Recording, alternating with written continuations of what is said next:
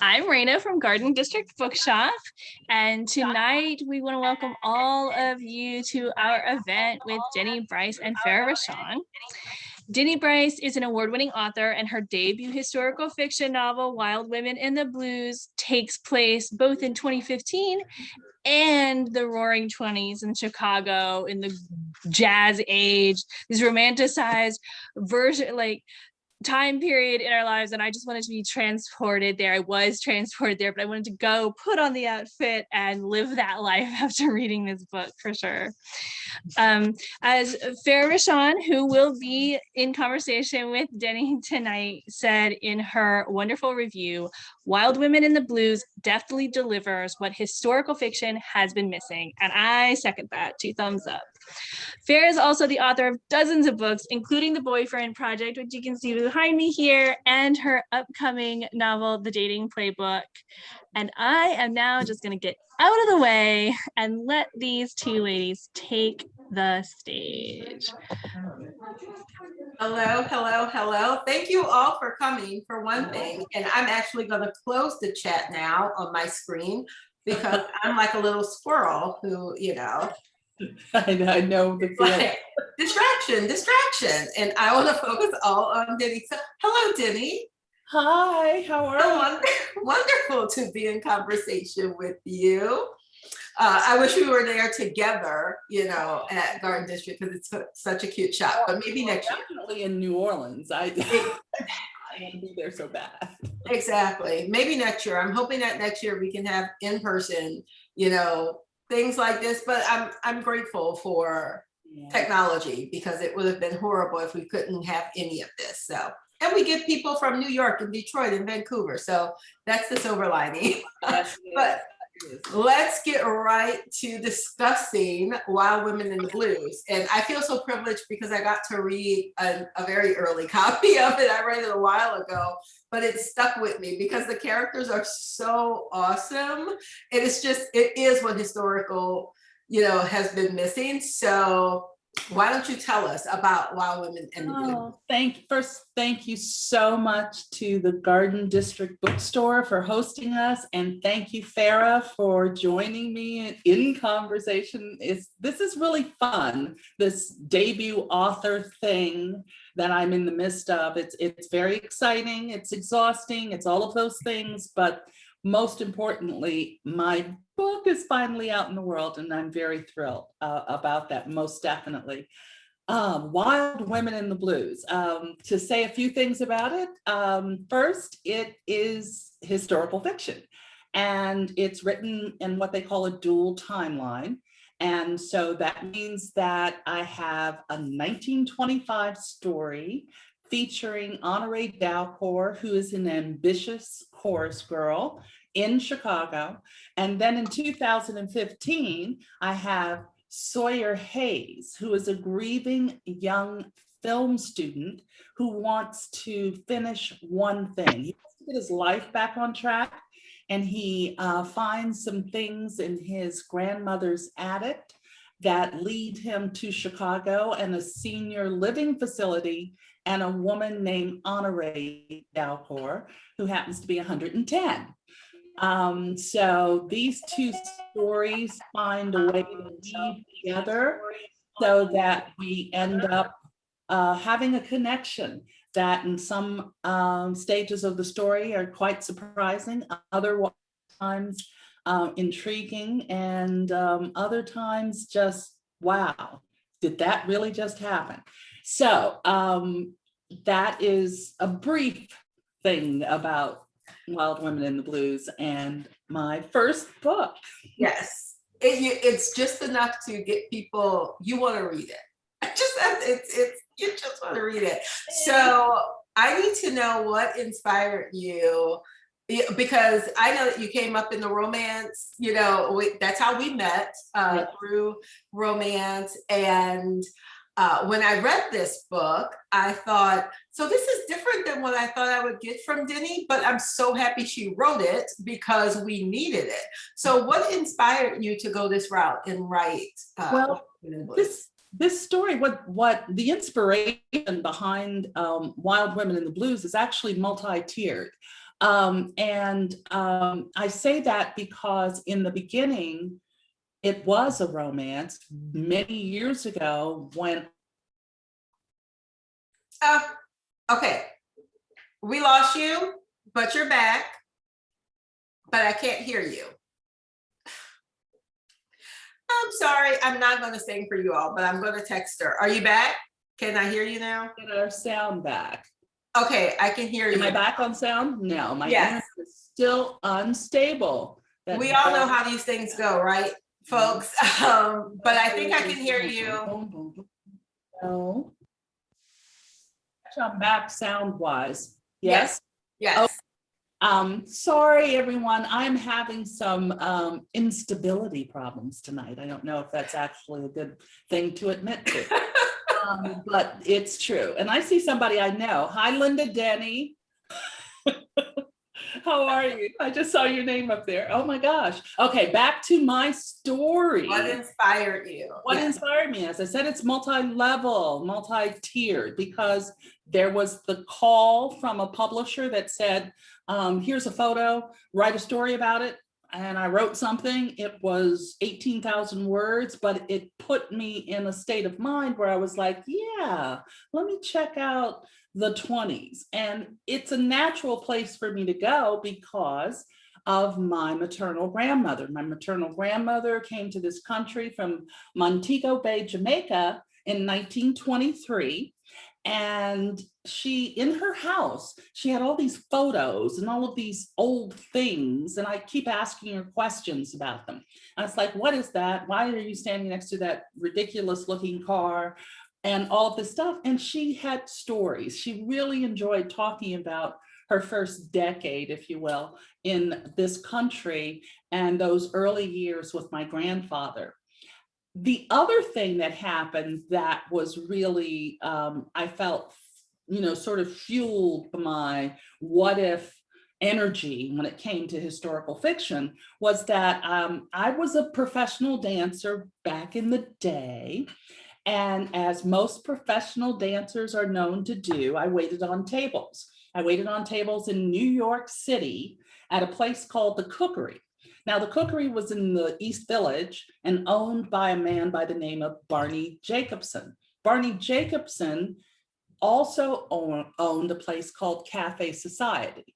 Cafe Society may have a familiarity because Billie Holiday sang Strange Fruit for the first time, I believe I'm correct, at Cafe Society in New York. So this man was really old. I'm just going to say it. He was really old, but he brought in all of these people from the 20s and 30s. And one of those people is in my book, a woman by the name of Alberta Hunter.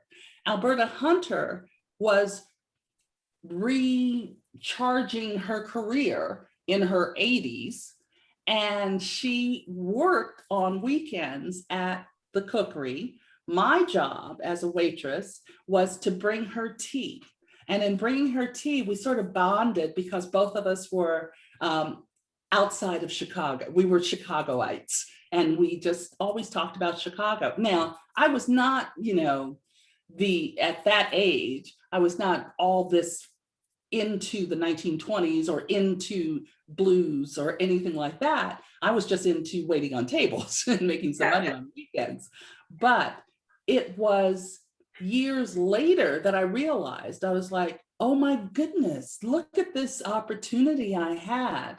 And I started just sort of, thinking about it. And so those are some of the inspirations that eventually led me away from my romance background, because I spent a lot of time in the Romance Writers of America. A lot of years.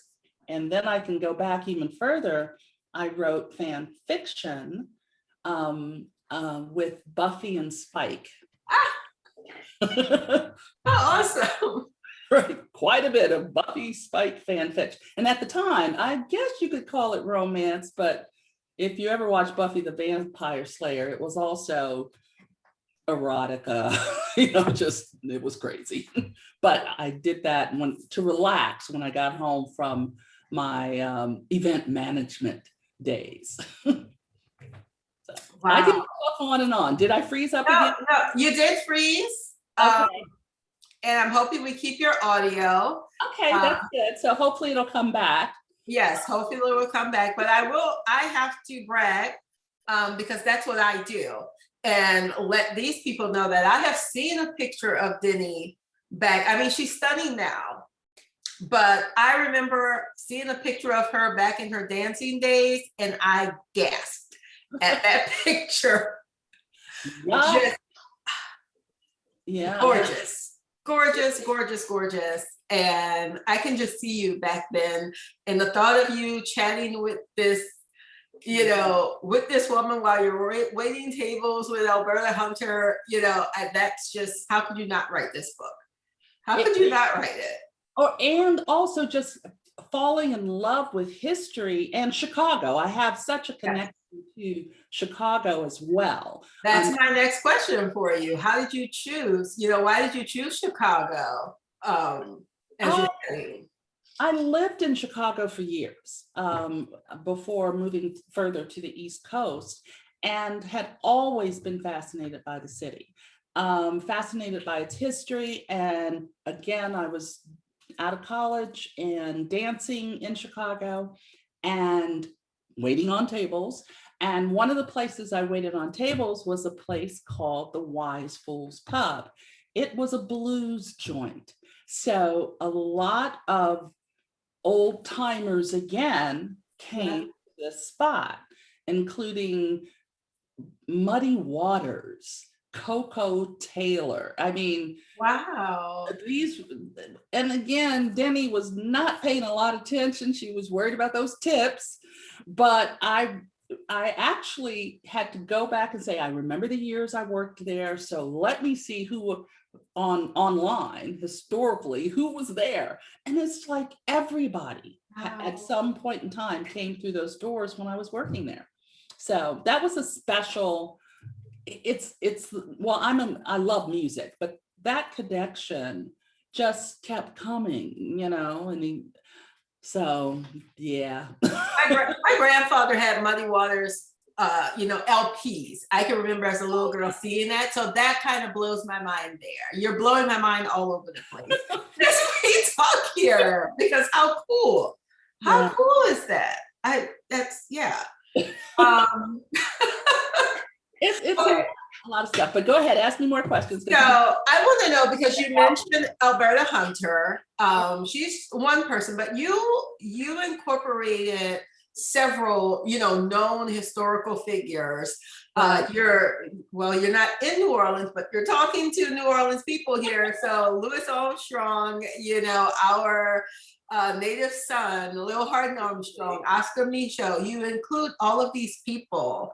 And it's like cool to see cameos, in books, but why was it important for you?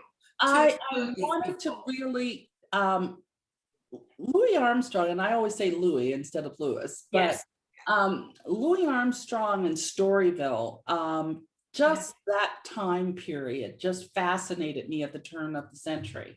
And then his early days and just the way jazz evolved out of New Orleans and spread to the rest of the country, I found very fascinating. And there was such a direct link between New Orleans and Chicago. Yes. The train that traveled up and down the tracks to get you from one end of the country to the other. And also, this is during the time, or the early days, well, not until really the 20s and 30s, would you say the Great Migration kicked up a notch. But after World War I, there's just a lot of movement, people, African Americans coming back from the war, ready to emulate some of the freedoms that they were feeling and experienced in Europe. And then you had the push and pull of racism, segregation, Jim Crow, still handing them a really tough road to hoe. In addition, Oscar Micheaux was important in my mind. I'm also really in love with old films and old movies, but the 1915 film, and I swear I always, as soon as I say it, I start to forget the name of it. But it's by D.W. Griffith, Birth of a Nation. I always have to say the producer and director before. Well, Birth of the Nation was propaganda. It was, it pushed the Ku Klux Klan's perspective on race, on African Americans. It was horrific, frankly. Okay, you froze, Denny? Let's see, now you're back, but let me see if we have your audio. And this is okay. No audio yet. How's that? And that's better. Okay. This is going to happen. I'm guessing it's happening every 7 minutes or so. But keep talking because I am fascinated. I just need you to keep going. We will deal with this. Okay. Well, I think I was talking about Oscar Micheaux, Birth of a Nation. Yes. Oscar Micheaux was not the first African-American filmmaker of his time, but he was one of the most prolific, most successful, and worked as a producer and author and director for years, up until I think until the 50s. He was making movies. And he made a movie, I think it was called, he made a movie from one of the books he wrote within something in the Gates. I can't remember the title, but it was in direct response to Birth of a Nation. His purpose in what he made, which were called race films because they were directed toward the African-American community. They starred African-American actors, but they did not put on the screen the stereotypes and the negative characterizations unless it was a plot point of the African Americans that were typically seen on film during this time period. So Oscar Micheaux, I just wanted to give him some name recognition out there. You don't hear, unless you're into film, it's not a name that you hear that often. And he made some fabulous films. In fact, one of his films, I know there are several, but if you go to YouTube, you can watch Body and Soul, which is his film starring Paul Robeson, the great orator, civil rights activist, and the actor who to this day starred in the longest running Broadway Othello. And it played more than any Othello ever.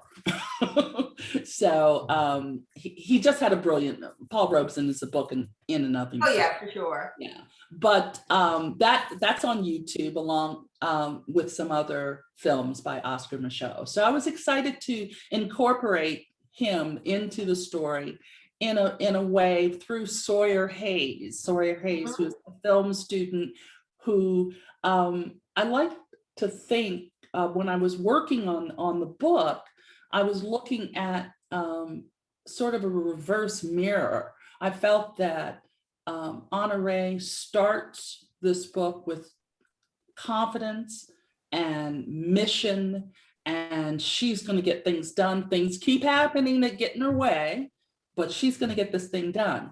On the other end, you have Sawyer, who is struggling, and he has to build that, redefine what he thinks of himself and family and all of those things.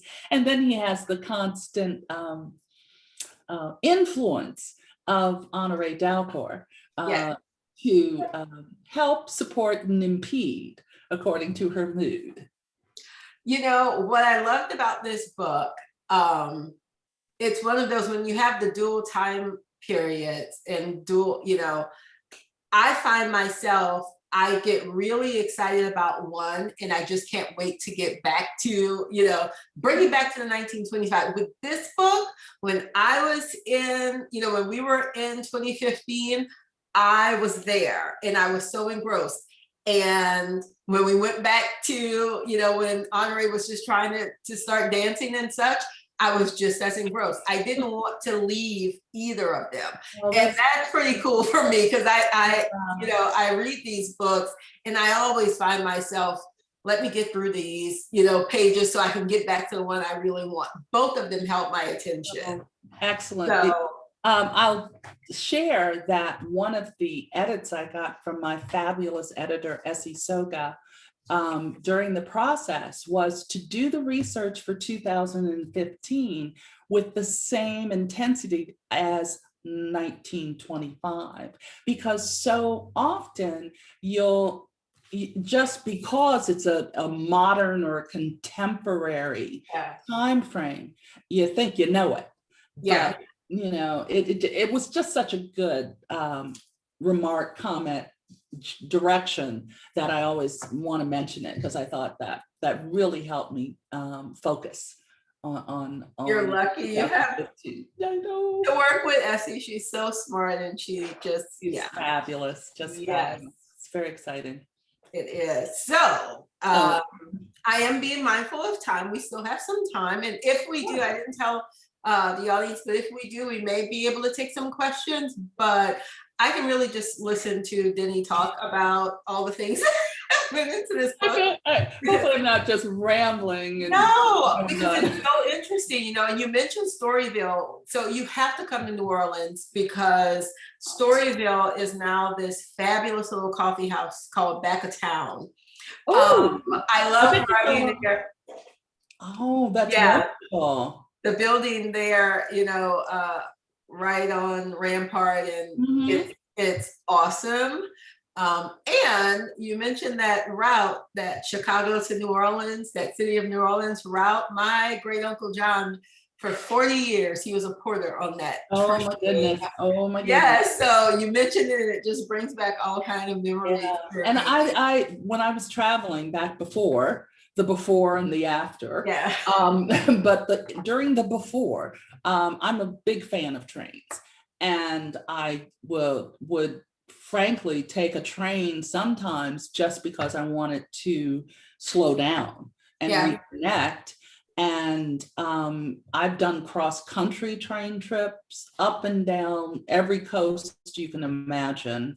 And when I was able to get a sleeping car, which was my preference, that's where I'd write as well. And that it's so, you know, they have electricity, you have coffee, you have somebody bringing you. I know, I did that.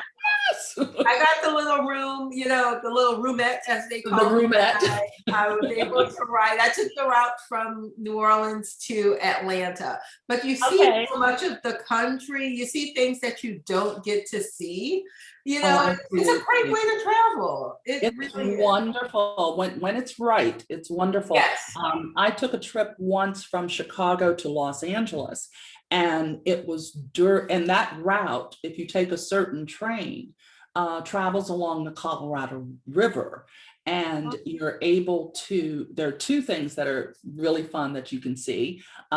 Certain time of year, you can see the eagles, at least this has been 10 years maybe. The eagles are mating during that time, and they're very much on a long stretch of the trip, and they have docents who come on board and actually. Oh, wait, your volume went out. Okay, we're gonna wait for the volume to come back. It's not back yet, but I need more of that story. See, it's just. Get some sound going. Okay, now you're good. Give me more. Am I back sound wise? Yes, you're back sound wise, and yours. Yeah, we're going pretty well. We're good. Yeah, we got our 7 minutes in. We're just rocking and rolling along. No, but that sounds great. You have been wanting to take that trip. Yeah. It's not bad when it's right. Yeah. I keep emphasizing that when it's right. Okay.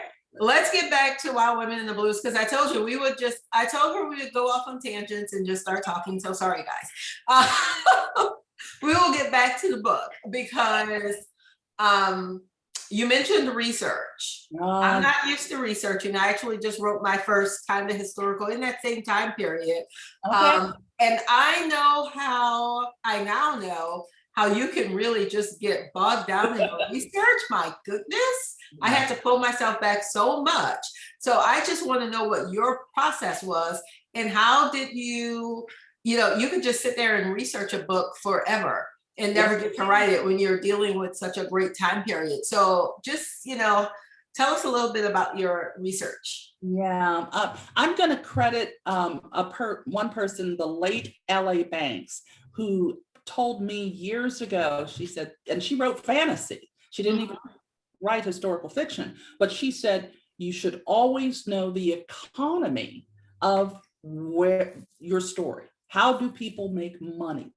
And that was actually very useful because there's the financial health, if you will, of Chicago's Black Belt during the 1920s, 30s, 40s, 50s, and beyond was something called policy gambling.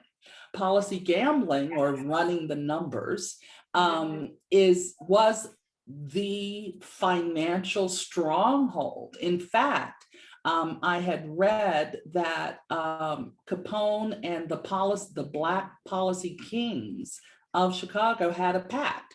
You don't bring gambling here, and we'll buy booze from you. And so, it was some of the first Black banks in Chicago were financed by gambling money. I think the Bing brothers, I can't remember all the details. So I have Show and Tell, one of my favorite books, Chicago's New Negroes, really dived into the financial, how people worked, where people lived, all of that sort of information, which gives you a strong framework for what the community is all about. Because believe it or not, I was not in Chicago in 1925. Then here's Oscar Micheaux book. This book is by Patrick McGillian. I don't know how to pronounce his last name, but this book is definitely touted as one of the best biographies about Oscar Micheaux you can find. I like to mention, I went to Tin House, which is a scholarly, it's for literary fiction, fabulous opportunity. My professor was this man named Matt Johnson, and Matt really made the point, because we were working on Wild Women in the Blues when I was there. He made the point, he said, make sure you look at Oscar Micheaux in the same perspective that you look at, oh my gosh, and now I'm gonna forget his name because I knew him in Chicago. The African-American producer director who helped the royals find a place to live when they got kicked out of England. I know so much except his name. Does anybody in the chat know who I'm talking about? Yes, Tyler Perry. Yeah. Oh, you. Okay. It was right there as soon as I looked. It's Tyler Perry. Okay, so and that was he said he was, Oscar Micheaux was the Tyler Perry of that time. Oh. Because he really worked hard. I mean, when I knew Tyler Perry back in Chicago, he was producing not Broadway, but theater. Stage plays. Yeah. Stage plays at the Royal Theater, I believe, because I used to go on Sunday after church. You'd go see Tyler Perry's latest thing. Yeah. And he hustled in those early days. And that is pretty much the story of Oscar Micheaux. Another fabulous thing that was finding this book right here. It's called The Story of Jazz is Told by the Men Who Made It hear me talking to you. This book was written in 1966. So it's so old, the book, that the older jazz musicians and men and women from going back 30, 40 years before 1966 were interviewed, and in their own words, in their own sound, I was able to grab some of that. Another resource, listening to music from the time period and definitely paying attention to the lyrics. I felt like the lyrics give you a sensibility. I mean, blues lyrics have a similarity, but at the same time, there was something in there that gave you a perspective, I felt, on what community felt like, where the fun was, where the stress of the moment or whatever was going on could be found in the lyrics of those songs. So the research is critical. Research is, yeah. And it's funny you mentioned music. My book that I just finished, set in the 20s in jazz, it was the first time where I actually listened to jazz as I wrote it. Oh, yeah. The whole time I listened to instrumental because, like I said, Crow, anything will distract me. It's like, oh, look, I would be singing the songs instead of writing the words. But then I found myself, I had a certain playlist that I listened, and I found myself learning the instrumental. So I'm sitting there waiting for certain notes to play, and it's just, but it did help a lot. It puts you in that place. Yeah, we have a playlist for Wild Women in the Blues that's up on Spotify as well. Oh, that's awesome. Yeah, that's awesome. And including some of Alberta Hunter's songs. Cool. Okay, so we have about 5 more minutes or so.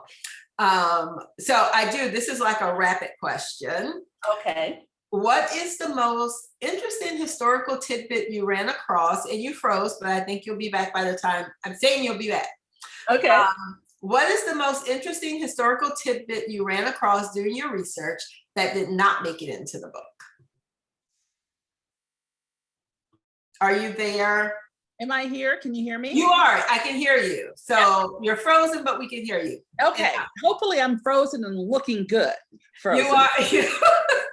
And you're back now. We have your face now. So. And now we don't have the sound. Now I hate Denny's internet. We don't have the sound. I was going to say, text me your answer and I'll read it to you. I'll read it out. Oh, I hear you now. What's going on with this? Let me try. Can you hear me now? Oh, we hear you. Yes. I think it's just hoping to hang in there. I'm trying to think. The most surprising thing might be just the Stroll in Chicago in the 20s.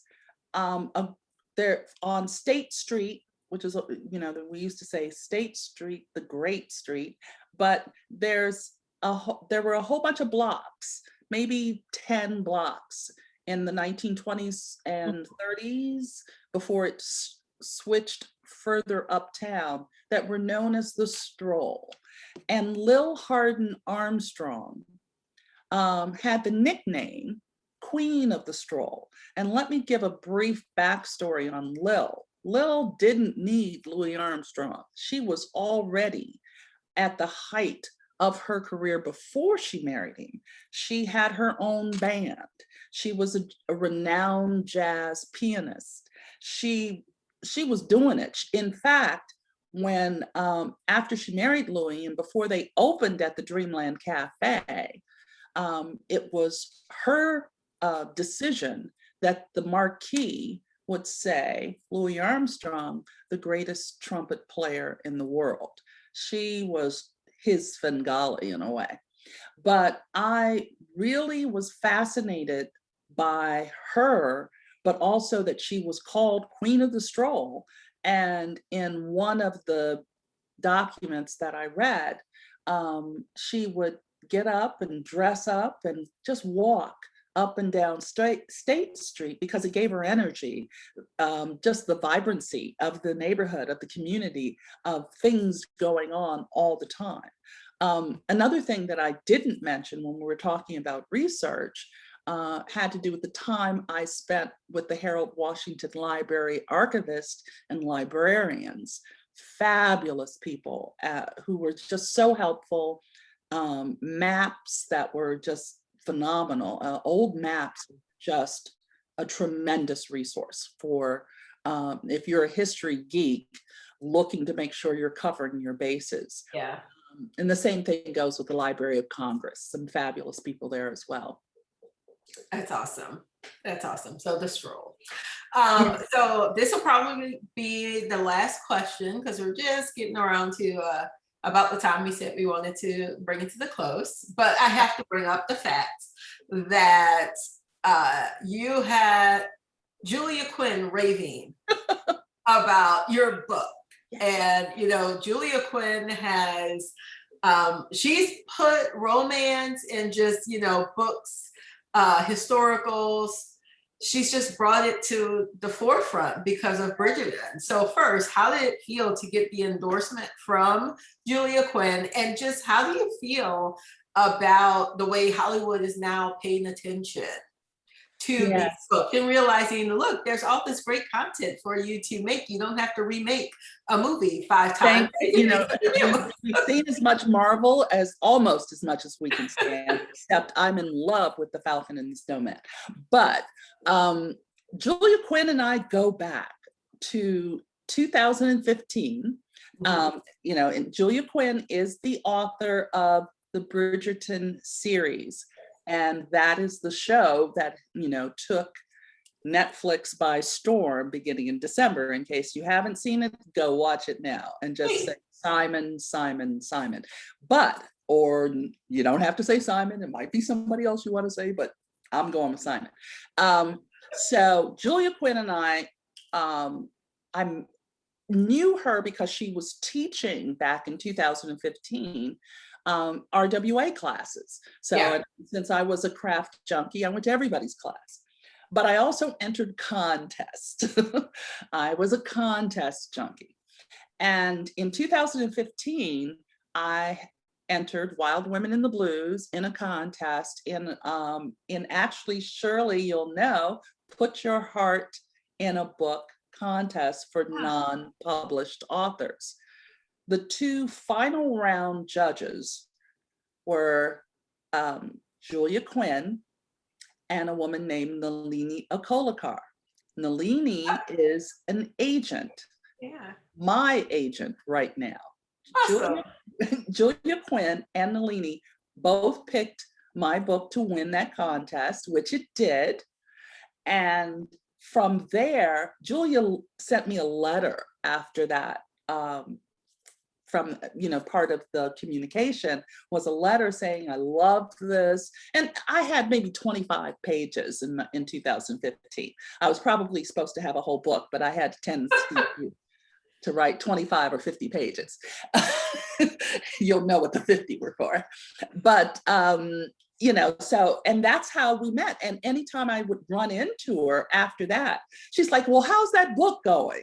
How's, you know, and I'm like, oh, I'm working on it, you know, because it took 6 years for me to finally get it done. But I was, you know, I was running a company, doing a lot of work, didn't have all the time in the world to write, but I made a decision around 2000 and a little bit after 15 or 16 that I needed to do this. This is where I wanted to invest in me, was to be a writer. So I'm very excited to say that things are going pretty well in that direction. It is. I've been so excited for you just seeing this, because I've been knowing you for it's been quite a while.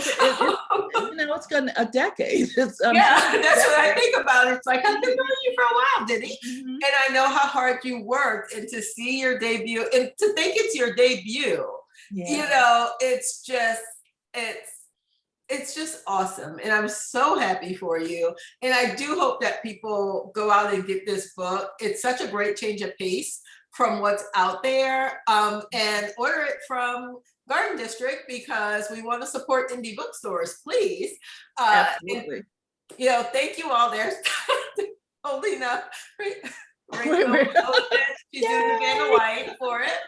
But we want to support indie bookstores, so order from Garden District. And thank you all so much for hosting this. This was so much fun, and I learned so much.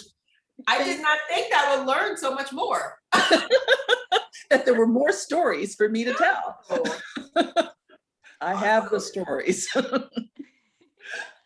And I just want to say thank you to both you, Denny, and you, Farrah. This has been absolutely wonderful. And for anybody who's already read the book and loved the book, these stories are great to just hear this background and what's so great about these events. And if you don't have the book yet, we have them. We have Farrah's books. There's a link I put in the chat, both to Farrah's books and to Denny's book here, so you can purchase it through our website or give us a call during regular business hours and we'll get it to you. I think the ones I have there should be signed, right? I think they have some autographs. They are signed. Yeah, I went out there and autographed. So support indie books, especially on Saturday. Yes, this Saturday. Bookstore Day. Yes. Indie Bookstore Day. So great job.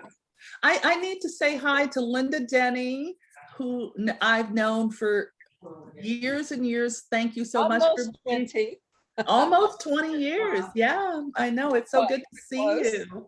And I've watched this book kind of percolate and develop with Denise, as I know her, rather than Denny. Yeah. We worked together in her event planning business for many years. So she did a fabulous job with that too. Oh, thank you. Very stylish. I love it. Yay. And Shirley, thank you too for being here, saying hi. Familiar faces. Now that we do this road show these days with the virtual tour, yes, it's so fun to see folks. It's always fun to meet new people too. Thank you, the person who knew Tyler Perry's name. I'm just so happy we had so many to come here, and I really could hear. I'm so happy you put the research into this book, Denny, because it just shows so much. And I'm happy I got a little tidbit, about what went into it. I think it's fabulous. So this was so much fun. Absolutely. Yes, thank you both again. And thank you to everyone who came and joined us this evening. We couldn't do it without all of you. It takes a village. Yes. Thank you. Bye, everybody. Good night, all.